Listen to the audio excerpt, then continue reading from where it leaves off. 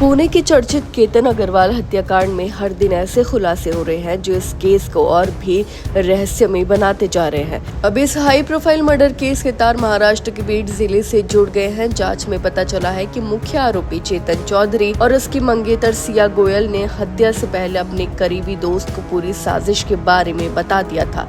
सवाल ये है कि अगर इस दोस्त को पहले से सब कुछ पता था तो उसने पुलिस को जानकारी क्यों नहीं दी। केतन अग्रवाल हत्याकांड में एक नया और चौंकाने वाला मोड़ सामने आया है। पुणे ग्रामीण पुलिस की जांच में खुलासा हुआ है कि मुख्य आरोपी चेतन चौधरी और उसकी मंगेतर सिया गोयल ने हत्या को अंजाम देने से पहले अपने एक पुराने सहपाठी से इस पूरे प्लान पर चर्चा की थी। ये युवक महाराष्ट्र के बीड जिले का रहने वाला है और फिलहाल पुणे के बालेवाड़ी इलाके में स्थित एक निजी कंपनी में नौकरी करता है। पुलिस सूत्रों के मुताबिक मई के आखिरी सप्ताह में चेतन और सिया ने उससे संपर्क किया था।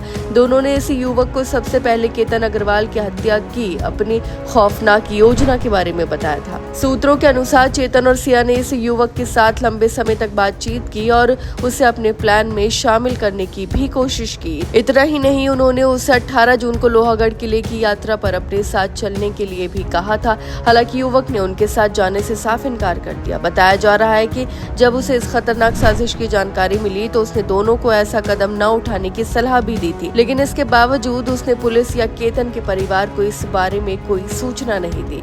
यहीं से कई बड़े सवाल खड़े हो रहे हैं कि अगर युवक को पहले से हत्या की योजना के बारे में पता था तो उसने चुप्पी क्यों साधी रखी। क्या उसे किसी बात का डर था या फिर इसके पीछे कोई और कारण छिपा हुआ था। जांच में यह भी सामने आया है कि केतन अग्रवाल की हत्या के बाद चेतन चौधरी ने इस युवक से दोबारा मुलाकात की थी। पुलिस अब ये जानने की कोशिश कर रही है कि हत्या के बाद दोनों के बीच आखिर क्या बातचीत हुई और क्या इस मुलाकात में कोई अहम जानकारी साझा की गई थी।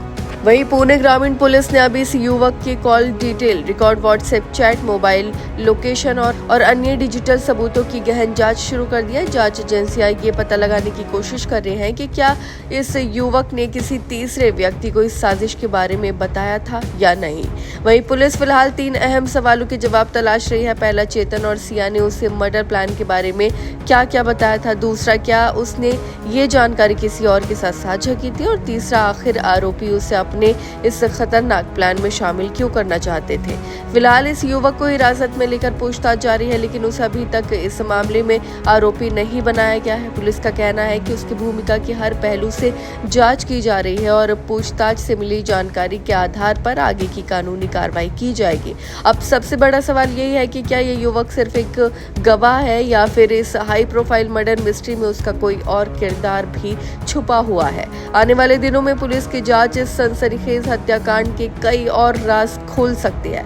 आपकी इस बारे में क्या राय है, हमें कमेंट करके जरूर बताएं। फिलहाल इस खबर में बस इतना ही और ऐसे ही तमाम खबरों को देखने के लिए देखते रहिए भारत एक्सप्रेस।